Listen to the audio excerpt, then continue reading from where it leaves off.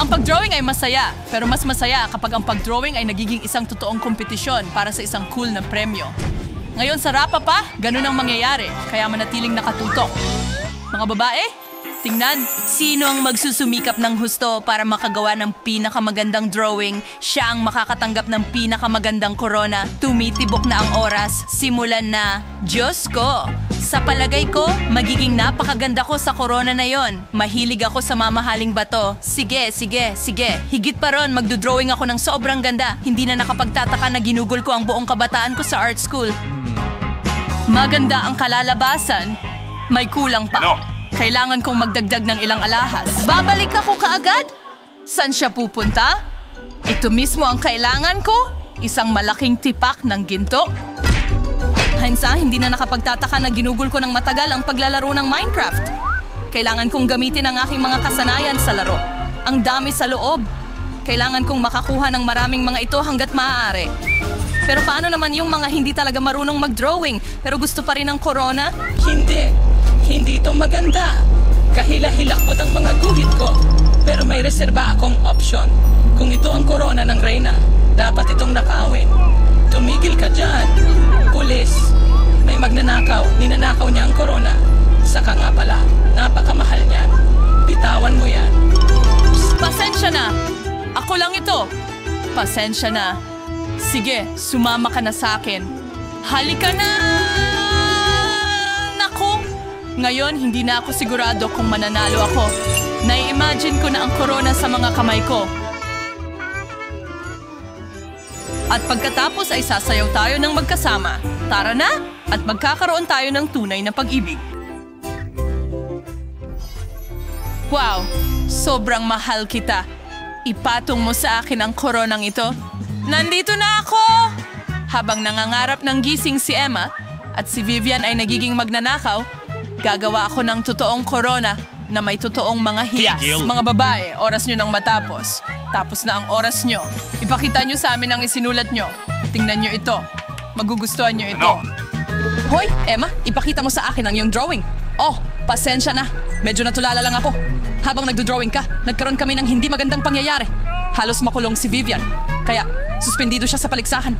Kumusta naman ang iba? Wow, Emma, maganda ito. Hindi pa ako nakatanggap ng drawing dati. Salamat ng marami. Pero hindi ito mukhang corona. Pero babalikan ka namin tiyak. Wow, kahanga-hanga ang gawa ni Julia. Napakalapit nito sa orihinal. Sa tingin ko, Julia, ikaw ang mananalo ngayon. Halata naman. Yehey, alam ko na. Ibigay niyo sa akin ang corona ko. Napakaraming oras ang ginugol ko sa palakol at gusto kong ipakita sa lahat kung gaano ako katindi. Diyos ko, sobrang kinang nito sa liwanag. Kamusta? Gusto mo bang kumuha ng mga makukulay na lobo? Siyempre, kung ganon, magsimula ka ng mag-drawing dahil lumipas na ang oras mo. Ngayon, kailangan nating gumuhit gamit ang mga markador. Walang problema. Mayroon na akong mahusay na ideya. Hindi ako makakaguhit ng anumang kahanga-hanga gamit lang ang mga markador. Kaya kakailanganin ko ang tulong ng ilang chewing gum at glitters. Pagkatapos ay gagawa ako ng isang talagang maganda. Ano yun? Isang maliit na ideyang panggawa. Maliit pero napakaganda. Wow, ang astig naman. Ano kaya ang iginuguhit ng iba? Nagdesisyon akong huwag masyadong magpakaabala. Basta gumuhit na lang. Sa ngayon mukhang maayos naman ang kinalabasan. Tamang-tama ito sa plano ko. Hoy, saan galing ang piraso ng papel na yan, Vivian?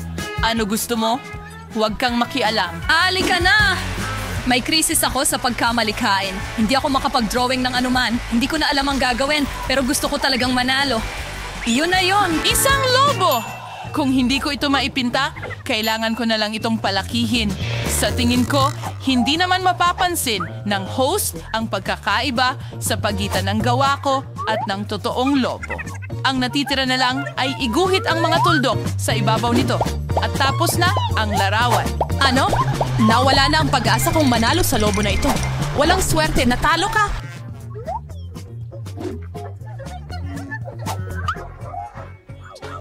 Ano ang gagawin ko kay Julia? Maaari pa rin siyang manalo. Tiyak. Kailangan lang itong sirain. Tapos na ang oras. Ipakita sa akin ang inyong mga drawing. Kailangan kong kumilos ng mabilis. Ayan na! Hoy! Sinira mo ang lahat! Aba, ano ang mayroon tayo dito? Vivian, ito ang iyong pangalawang trabaho at hindi ito sapat. Napakasama niyan. Hindi. Okay. Wow, Emma, napakaganda. At napakamakatotohanan. Gusto ko ito? Oops. Oh, naiinis ako, Julia. Ang galing mo dati nung may corona ka, pero ang bolang ito hindi talaga bagay sa atin. Kaya, ang halatang panalo ay si Emma. Binabati kita. Hurra! Talagang gusto ko ang lobo na ito. Ang ganda talaga. Napakalaki rin ito. Ano? Baka masyadong malaki. Iligtas mo ako? Dinadala ako ng lobo? Kamusta? Tumigil ka. Huwag kang lumipad palayo. Aba, ano ang magagawa natin? Nakakatakot dito, ang taas-taas. Napakaganda rin. Hindi pa ako nakakita ng tanawin na ganito. Aray, masakit yon. Gusto mo bang subukan itong cool na cotton candy na hugis cute na maliit na minion? Tiniyak ko sa'yo, hindi lang ito maganda, masarap din ito. Siyempre, gusto namin. Kaya't mabilis na kunin ang inyong mga brush at magsimulang mag-drawing. Wala kang masyadong oras. At kumikilos na ito. Ano ang gagawin ko? Paano ko pipiliin ang mga kulay para sa aking drawing? Ang iba ay kalahati na. At hindi ko pa nga nasimulan. Ayan na. Ano? Mayroon akong ideya. Sino ang kailangan ng kulay dilaw kung maaari kang mag-drawing ng mas masarap? Ito ang eksaktong kailangan ko. Ang asukal ay magiging caramel at iyan ay dilaw. Ibig sabihin, ito ay perpekto lang. Sigurado ka bang magiging dilaw ang candy ng asukal? Nako! Akala ko sigurado ako. Naging brown na blob to.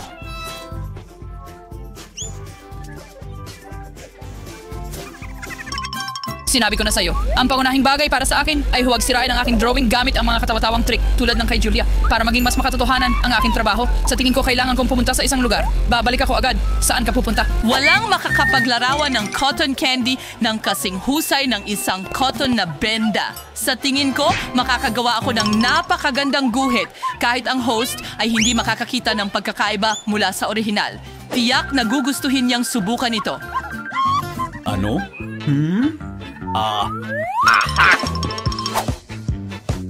Sa wakas, magkakaroon na ako ng magandang drawing. At akala ko, hindi ako marunong mag-drawing. Ngayon, ang tagumpay ay nasa bulsa ko na. Tumatakbo. Hindi sinisira ni Emma ang lahat para sa akin. Hindi rin masama ang pagguhit. Anong dapat kong gawin? Ayun na. Kailangan ko lang sirain ang drawing ni Emma. Makakatulong sa akin ang pulang sili na ito. Mga babae, nag-aapoy ako? Tumakbo kayo? Oh, anong ginawa mo? Bakit mo kinain ang sili na yon? Sinadya mo ba? Ayokong gawin yon. Pasensya na. Ngayon, siguradong nasa bulsa ko na ang pagkapanalo. Kumusta ka? Buhay pa? Tapos na ang oras mo? Kaya ipakita mo na ang nakuha mo?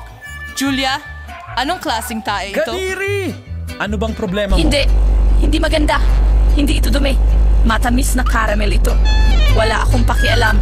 Emma, kumusta naman ang iyong drawing? Natatakpan ito ng mga baga. Hindi ko kasalanan. Hindi ko alam. Bakit ang pangit ng mga gawa mo? Eh kay Vivian parang okay lang? Hindi ko alam. Hindi ko pinapahintulutan ng ganitong klaseng asal. Gusto kong maganda ang pagkakaguhit mo. Kaya kakainin ko ang cotton candy. Ganon lang. Hoy, maaari ba tayong magkaroon ng masarap na pagkain? Makakahanap ka ng mas marami pang mga pinakamagagandang hamon sa Rapapa. Mag-subscribe para wala kang mamiss.